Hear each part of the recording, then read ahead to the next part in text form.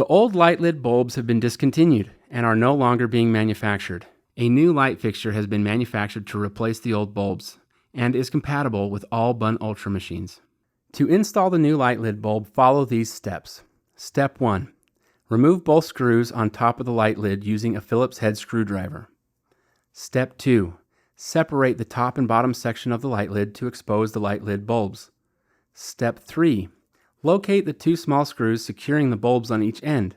Remove the screws with a small Phillips head screwdriver and discard the old bulbs. Step 4. There are two holes in the new light fixture. To install the fixture, slide the two light lid support arms through the holes on the light lid fixture with the lights facing downwards.